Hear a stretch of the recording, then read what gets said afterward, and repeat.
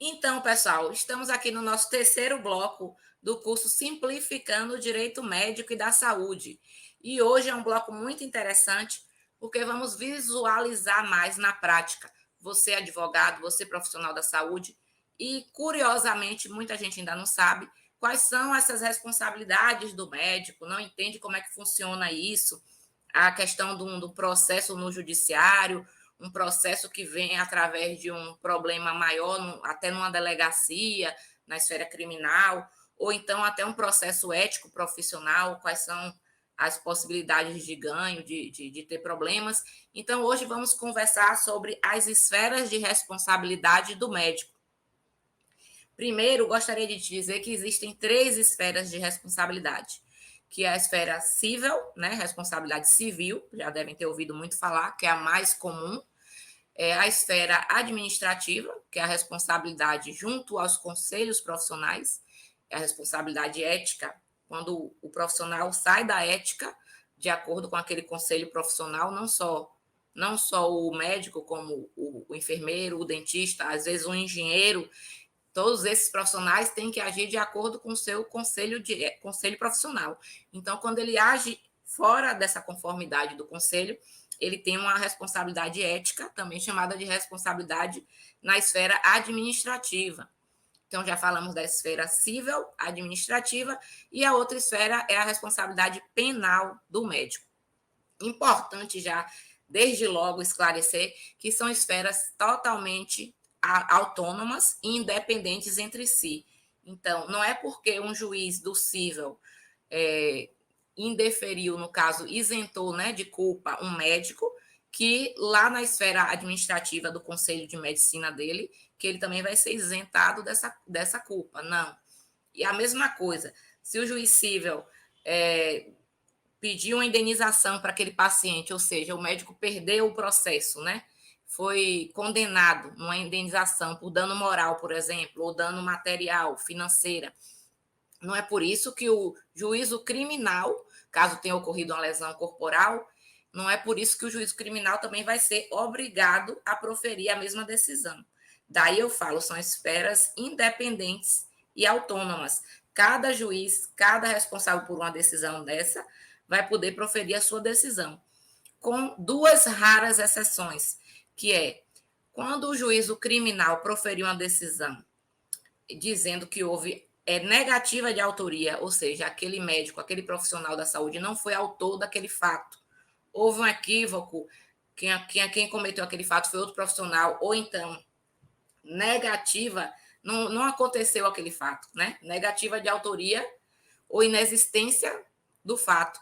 Quando acontecer essas duas decisões no juízo criminal, essas duas decisões vão impactar o juízo civil e o juízo administrativo, a responsabilidade administrativa. Por quê? Porque vai ser constatado no criminal que não houve a responsabilidade por negativa de autoria, ou seja, ele não foi o autor. Então, não tem por que no civil ele ser condenado.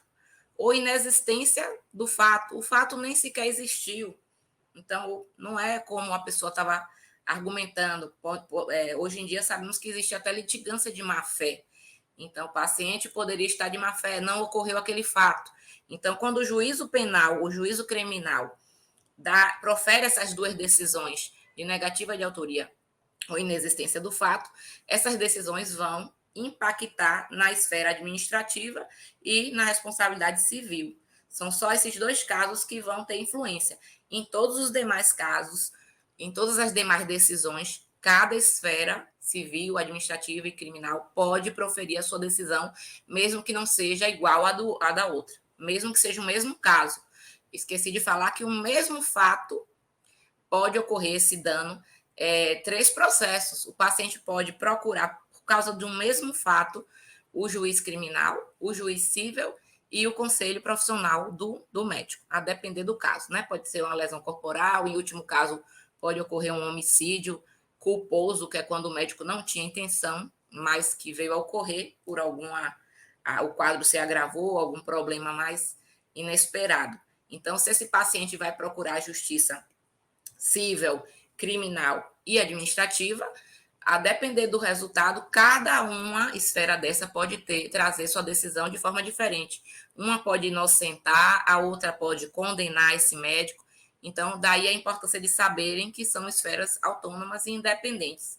O que faz com que seja mais importante ainda esse profissional da advocacia ser especializado na área da saúde, porque um profissional, um advogado generalista não vai saber trabalhar nessa área tão profundamente, tão atualizado, né, para poder fazer essa defesa de forma melhor e ponderar todos esses fatores, essas questões que nem todos os advogados estão preparados para isso. Então, temos que investir nesse estudo na área da saúde. E aí, como eu falei, então, esse dano causado por esse ato ilícito tem que ser constatado que houve um dano para que ocorra essa responsabilidade. Se não houve dano, mesmo que a pessoa tenha tido procurado o judiciário, sem o dano e sem o nexo causal daquele procedimento, mostrando que o procedimento, o dano ocorreu em decorrência daquele procedimento, então tem que ter um nexo causal, só assim vai ocorrer a responsabilidade. E falando em responsabilidade civil, vou focar na responsabilidade civil nesse bloco 3. A responsabilidade civil, todos nós, desde que acordamos e vamos trabalhar, saímos na rua, todos nós, não só enquanto profissionais, mas como pessoa física que somos, temos responsabilidades pelos nossos atos.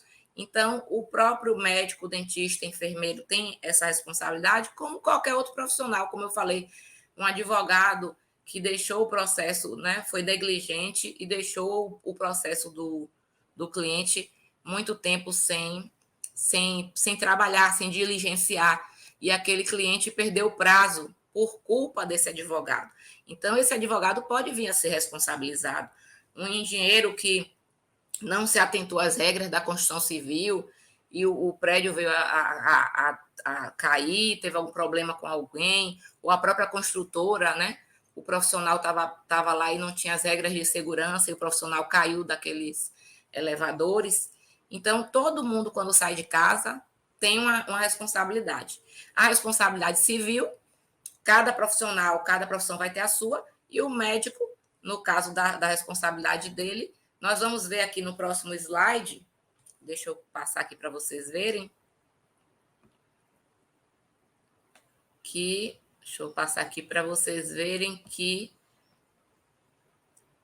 já falei dessa parte aqui interessante, da independência das instâncias, a responsabilidade civil vai ser configurada sempre que houver culpa do profissional. E quais são os elementos dessa culpa? Muitos advogados já estudaram isso na faculdade, mas não lembram, e outros profissionais que estão aqui assistindo o curso da área da saúde não sabem o que significa. Então, que culpa é essa? Qual a diferença de dolo para culpa? O dolo é quando o agente, o profissional, a pessoa age com intenção em ter aquele resultado. A culpa, pelo contrário, em que pese para quem não é da área do direito, o nome é culpa, mas é justamente quando não houve a intenção. Então, essa culpa se caracteriza como? A culpa no direito e na responsabilidade civil, ela é embasada em 3 elementos, que são a imprudência, a negligência e a imperícia. Então, sempre que aquele profissional da saúde ele atua no seu dia a dia, se acontece um dano ao paciente, mesmo que ele não tinha a intenção, ou seja, o dolo, ele pode ter tido culpa. Que culpa é essa? O que é que configura essa culpa? Ele pode ter sido negligente, ou seja, ele não fez o que deveria ter feito, ele foi omisso, ele se omitiu, ele tinha um horário para aquela cirurgia, ele demorou de chegar, ou ele foi almoçar e demorou. De alguma forma, ele foi negligente. Ele pode ter sido imprudente, que é o quê? Ele agiu de forma exagerada, com imprudência, achando que podia mais do que o que ele podia. Então, ele agiu de forma imprudente. E a imperícia, que é o profissional que não tinha técnica, não tinha o conhecimento adequado para estar trabalhando naquele caso. Então, sempre que falar de imperícia, o imperito é alguém que não tinha técnica. Por mais que ele seja médico, que ele tenha um CRM, que ele seja um bom profissional, ele pode ter feito uma cirurgia em um ramo da medicina, em uma especialidade que não era a dele. Então, ele foi imperito, porque ele não estava preparado para aquele caso. Então, sempre que um profissional da saúde age, não precisa ser os três, é um dos três, ou com negligência, ou imprudência, ou imperícia, ele vai estar tendo culpa e vai ser responsável civilmente. E, como eu falei, tem que haver um dano, tem que haver essa culpa, né? Negligência, imprudência ou imperícia, e tem que haver um nexo de causalidade. Se não tiver nexo de causalidade entre aquele dano e aquele resultado, e aquela ação do médico, não tem por que ocorrer a responsabilidade civil do médico. Muitas vezes o caso é de responsabilidade só do hospital, porque uma infecção hospitalar, por exemplo, é um tipo de problema que o médico não tem culpa. Então, se o hospital não fez a limpeza adequada, não higienizou os equipamentos, não esterilizou, e o paciente vem a ter um problema com a infecção hospitalar, o advogado da área da saúde vai entrar ajuizar uma ação apenas contra o hospital. Não há que se falar com questões de infecção hospitalar e impedir indenização para o médico. Não foi erro médico, não foi negligência, imprudência. Então, essa responsabilidade, sempre que for de infecção, é só do hospital, não do médico. Em que pese haver um problema, vamos falar sobre erro médico, sempre para uma clínica ou um hospital ser responsabilizado no erro médico, diferente, né, desse caso que eu falei da infecção, vai ser buscado primeiro que profissional que atendeu aquele paciente, para ver se ele teve culpa, mesmo que essa clínica ou hospital, de acordo com o Código de Defesa do Consumidor, mesmo que essa clínica ou hospital, por ser uma empresa, ela responda de forma objetiva, ou seja, ela seja condenada pelo juiz a indenizar aquele paciente, o hospital depois, ou a clínica, vai poder ingressar com uma ação de regresso contra o profissional da saúde que errou. E nessa ação contra o profissional da saúde, aí sim, o profissional da saúde, para ser considerado culpado e condenado, vai ser analisado se ele agiu com negligência, imprudência ou imperícia, que são os elementos ensejadores da culpa. Mesmo que o hospital e a clínica já tenham que pagar, independente de ter tido culpa ou não. Por quê? Porque a relação da empresa, hospital e clínica com o consumidor, paciente, é uma relação prevista como consumerista, então, protegida pelo Código de Defesa do Consumidor. Tendo culpa ou não, o hospital e a clínica, sendo condenado, ele vai ter que pagar aquela indenização e depois ele, hospital, ele, clínica, né, a gestão, vai procurar saber se aquele enfermeiro, se aquele médico agiu com culpa no caso concreto, naquela cirurgia, naquele procedimento. E aí sim, ele vai, se ele constatou que aquele profissional da saúde agiu com culpa, com negligência, imprudência ou imperícia, ele, hospital, ela, clínica, vão poder entrar com ação de regresso contra esse profissional da saúde para poder reaver aquele valor que pagou de indenização ao paciente. E eu trago nesse slide aí uma diferenciação muito importante, né? O erro médico é o mau resultado, ou resultado adverso, né? Decorrente da ação ou da omissão do profissional da saúde, do médico, por inobservância de uma conduta técnica. Excluem-se as limitações impostas pela própria natureza da doença, bem como as lesões produzidas deliberadamente pelo médico para tratar um mal maior. Então, um acidente de avião, como percebemos no caso da Chapecoense, para salvar a vida de alguns jogadores, o médico teve que amputar uma perna de um dos jogadores. Isso não vai ser considerado erro médico, porque ele percebeu que se ele não amputasse aquela perna, aquele membro, o jogador poderia não sobreviver. Então, em nome da vida, que é um bem jurídico maior, ele precisou tomar essa decisão de amputar aquela perna que poderia já estar em situação que não tinha mais como ele salvar, né, aquele membro. Então, ele salvou a vida humana. Então, ele não teve como resolver aquele problema, teve que amputar a perna em nome de um bem maior. Isso não é considerado erro médico. E outra questão, quando se fala em erro médico, não é só erro do médico. Pode ser erro do enfermeiro, erro de profissionais da saúde como um todo, é tratado como um erro médico.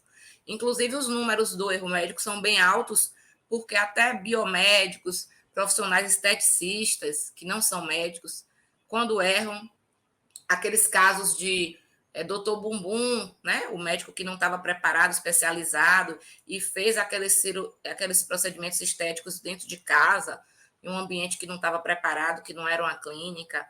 Então, quando esses casos acontecem, esses números vão também para os percentuais de altos números de erro médico. Então, nem sempre a gente fica assustado com os números, mas nem sempre é um profissional ético, é um profissional que estudou, que está ali por trás do erro médico. Então, às vezes, são aqueles charlatões também, quem não é dentista e atua no interior dizendo que é dentista. Então, só para a gente ficar por dentro, quando falar essa expressão erro médico, nem sempre é médico, pode ser outros profissionais que atuam nessa área da saúde. Importante também diferenciar o erro médico da iatrogenia, né? O que é isso? Iatrogenia é uma decorrência do próprio tratamento. Então, a natureza jurídica é diferente. Na iatrogenia, não é uma ilicitude, né? Como eu falei, o médico agiu com diligência, com prudência e com perícia. Então, ele não teve culpa.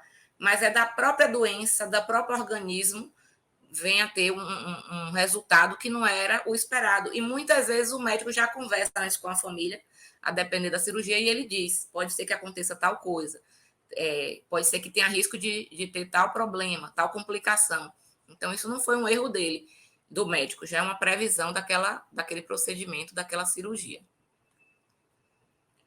Então, vamos continuar. Estamos aqui falando de responsabilidade civil do médico, em que pese eu ter diferenciado as responsabilidades no início do bloco, agora estamos falando apenas da civil, porque ainda vamos ter uma aula aqui falando só de responsabilidade penal. Então, voltando aqui, o erro médico se diferencia da iatrogenia. Muitas demandas, como eu falei, no judiciário, que não são de erro médico. Então, a falha do médico no exercício da profissão, que configura o erro médico, que é uma conduta que pode ser negligente, imprudente, imperita e ainda assim ilícita.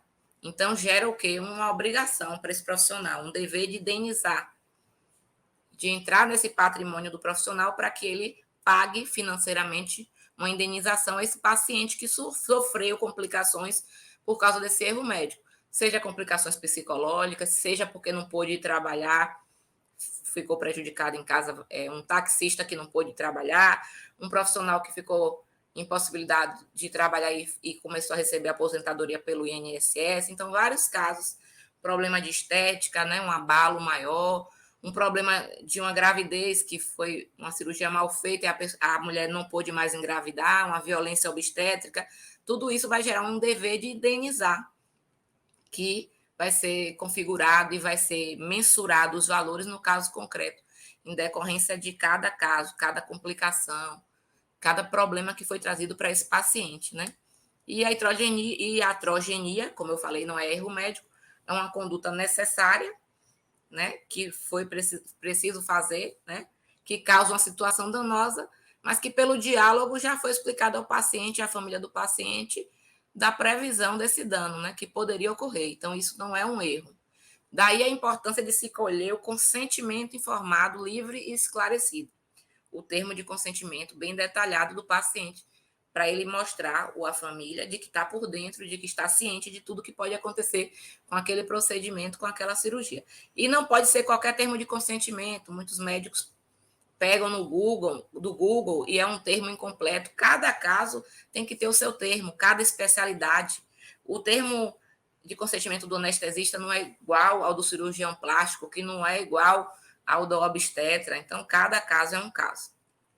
Então, é uma advocacia bem específica e especializada mesmo, como eu falei. E a principal deficiência que percebemos no dia a dia, como vamos falar, falei que ia falar muito de prática, é esse dever de informar, é esse treinamento que não acontece. Então, o paciente termina entendendo essa iatrogenia como uma conduta errada por parte do médico, quando, no caso, não foi uma conduta errada, é uma iatrogenia, que é uma conduta previsível, né? Nem sempre ocorre, mas pode ocorrer. E aí, voltando àquela questão que eu falei, muito importante para configurar a responsabilidade civil, que tem que ocorrer um ato ilícito que gera um dano, e entre esse ato do profissional da saúde e esse dano, aí no meio tem que ocorrer o quê? Um nexo de causalidade. Através desse ato que ocorreu o dano. Então, tem uma ligação, tem um nexo, né? uma conexão entre eles. E aí esse dano pode ser material, moral e estético. Material é um dano financeiro que ocorreu para o paciente, então ele vai pedir essa indenização. O dano moral, os transtornos que ele teve por causa desse problema, ele vai pedir também um dano moral. E o dano estético, quando ocorre um problema que deforma, né, o rosto, que ele fica numa situação psicológica de sair na rua, as pessoas olharem para ele. Não é tudo que é um dano estético, mas é uma situação constrangedora para o paciente, que ficou pior, né? A fisionomia dele ficou pior do que o que era. Não é uma simples cicatriz, né? Algo simples, não. Esse dano estético é algo mais grave, que faz com que abale mesmo o paciente, que ele saia na rua, as pessoas olhem para ele diferente. Tem toda uma configuração para esse dano estético. Não é tudo que é dano estético. Cada dano desse, um não exclui o outro. O mesmo ato, o mesmo paciente pode ter tido os três: dano material, moral e estético.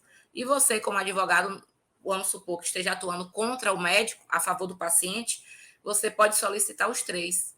E primeiro você vai solicitar o dano material, que é o financeiro, posteriormente o dano moral e, por último, o dano estético, se ele tiver sofrido os três danos, né? Se ele sofreu só um, você vai pedir só um. Geralmente, a maioria dos casos, material e moral. Estético é mais raro, mas acontece muito também de ocorrerem danos estéticos.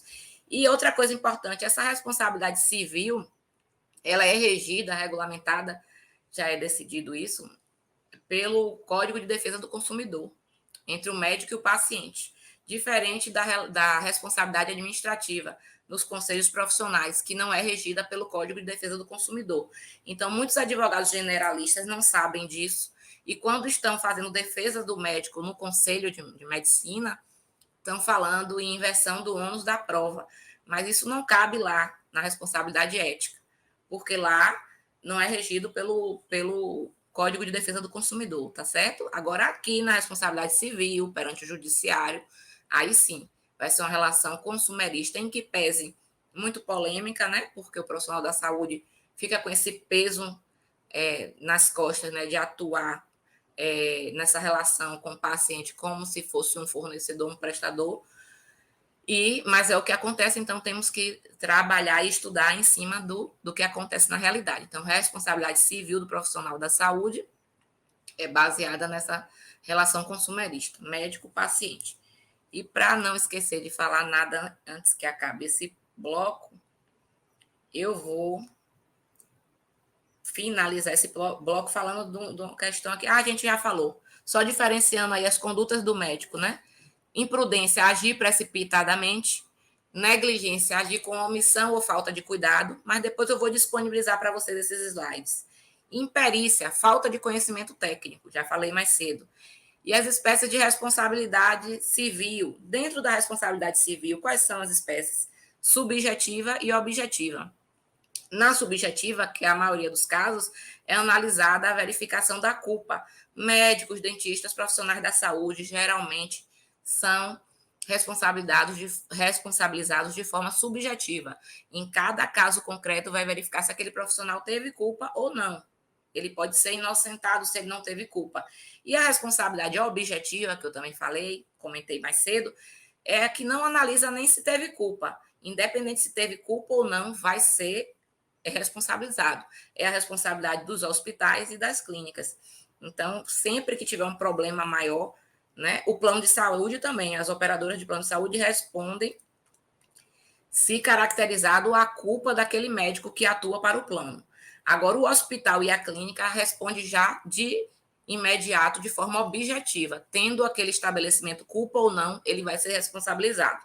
E, posteriormente, como eu falei, ele vai correr atrás do médico, do profissional pessoa física, para ver se aquele profissional teve culpa ou não. Se o profissional teve culpa, ele vai poder ajuizar uma ação para poder buscar aqueles valores gastos para indenizar o paciente, tá bom? Então, no próximo bloco, continuamos. Espero que estejam gostando. Se tiverem dúvida, estou à disposição de vocês, tá bom?